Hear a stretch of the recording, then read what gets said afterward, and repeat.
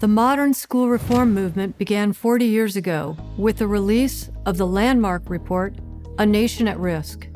This urgent call to action described a crisis in American education and made recommendations to improve student achievement. In the decades since, federal, state, and local leaders have pursued countless reforms aimed at boosting outcomes. But what actually worked? And what lessons can guide education policy today? The Hoover Education Success Initiative brought together 12 exceptional scholars to analyze the reform record of the last 40 years in our own report, which was called A Nation at Risk Plus 40.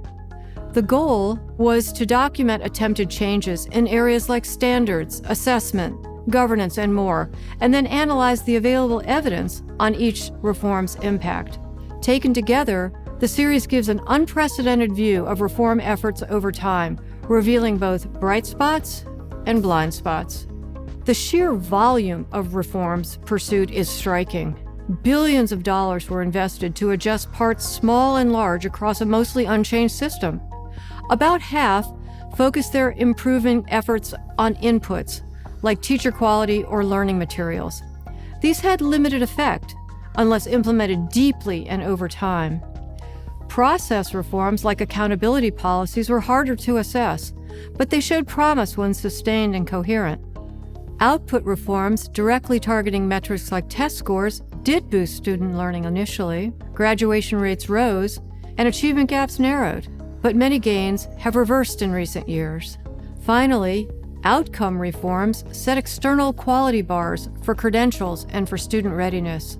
Though aspirations have grown, judging real progress requires applying uncompromising standards. A staggering array of treatments, interventions, redesigns, and innovations that our authors identified makes it a challenge to rationalize our collective experience into any semblance of order.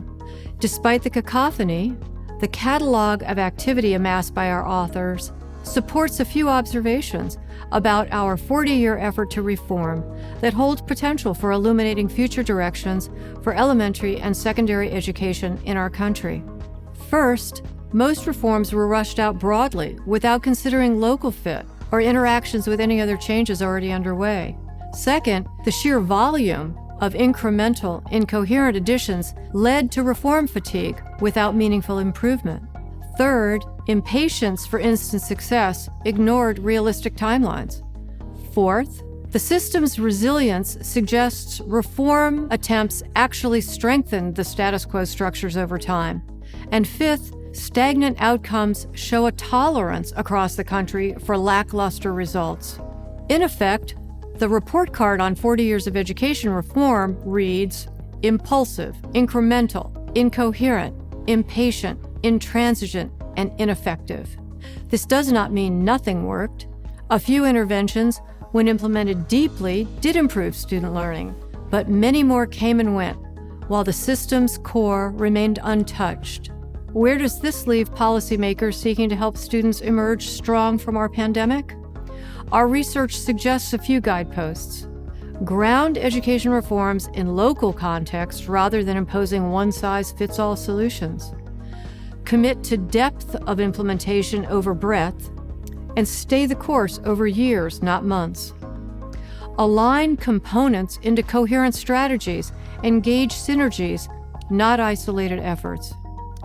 Anchor designs in realistic timeframes and sustain support for the long haul. Study implementation and refine as needed. And uncompromisingly assess impact to ensure reforms deliver their intended benefits to students. American education faces no shortage of challenges. The one thing we may have conclusively proven is that the system, as presently constituted, has been resilient to reforms at scale.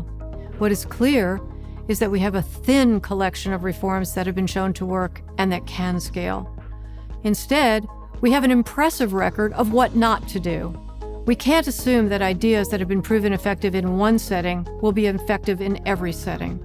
We can't expect changes at the margin, no matter how well they are done, to be able to leverage an entire school model. Our children deserve schools that enable them to achieve their full potential. If we learn from experience and hold fast to what works, better outcomes surely wait within reach. The time for thoughtful, sustained, and evidence-based improvement is now.